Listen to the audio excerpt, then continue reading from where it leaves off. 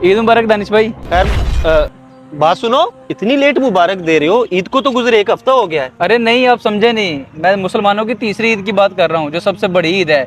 इसे ईद गदीर भी कहते हैं। आपको इतना ही नहीं पता? ईद गदीर?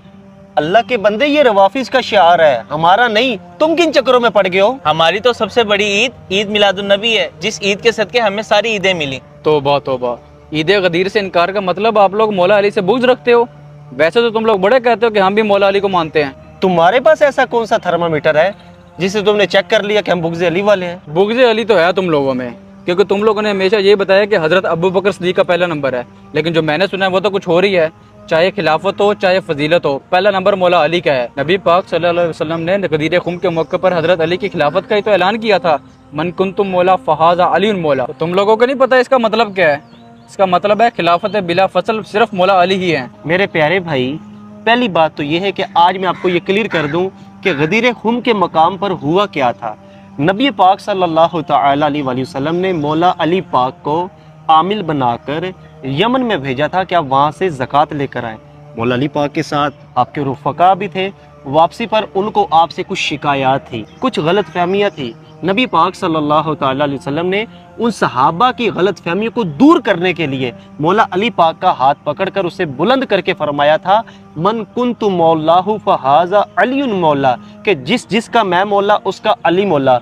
जो मुझे महबूब रखता है वो अली पाक को भी महबूब रखे। तब सहाबा इकराम ने अपना सर तस्लीम खम कर दिया था। और दूसरी बात, आप ये जो कह रहे हैं कि गदीर खुम के मकाम पर नबी पाक सल्लल्लाहु अलैहि वसल्लम ने मौला अली की खिलाफत बिला फसल का ऐलान किया था। क्या आप कहते हैं कि मौला का मतलब खिलाफत बिला फसल है? तो कुरान पाक में ये जो आयत है, इन्नल्लाहा हुवा मौलाहु व जिब्रीलु व सालिहुल मुमिनीन, इसका तर्जुमा क्या बनता है कि बेशक अल्लाह भी उनका मौला है, जिब्रील भी और नेक ईमान वाले। लेकिन यहाँ मौला का मतलब मददगार लिया गया है सियाको असबाक के तहत। इसी तरह गदीर खुम के मकाम पर सिर्फ उन लोगों की रंजिशें दूर करने के लिए, उन लोगों के जो वसाविस है उसको दूर करने के लिए नबी पाक सल्लल्लाहु अलैहि वसल्लम ने ऐलान किया था कि जिसका मैं महबूब हूँ अली भी उसके महबूब है। भाईजान, सियाको असबाक के तहत मौला का मायनी लिया जाता है। बताएं मौला का मतलब खिलाफत किधर है? अगर आपके मुताबिक मौला का मतलब खलीफा है तो बताएं अल्लाह तबारक व तआला को भी आप खलीफा कहेंगे? अच्छा चले खिलाफत को छोड़ें, लेकिन इस हदीस से मौला अली की फजीलत तो साबित होती है ना? क्या किसी और सहाबी को ये कहा गया है? हाँ जी बिल्कुल कहा है। हज़रत बर्रा रज़ियल्लाहु ताला अन्हु से रिवायत है कि आका अलैहिस्सलाम ने हज़रत ज़ैद बिन हारिसा को अपना भाई और मौला कहा। अब बताएं, क्या हज़रत ज़ैद रज़ियल्लाहु ताला अन्हो को भी खलीफा बिला फसल मानेंगे?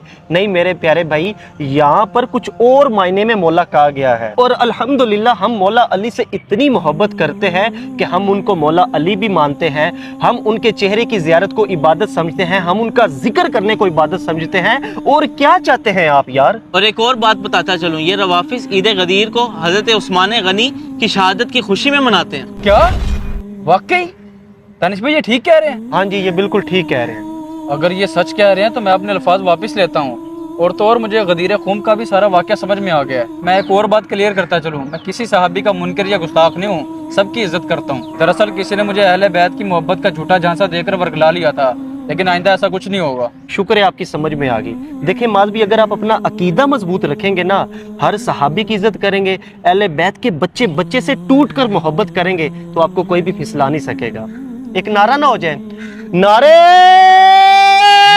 हैदरी। सोना जंगल रात अंधेरी, छाई बदली काली है, सोने वालों जागते रहियो, चोरों की रखवाली है।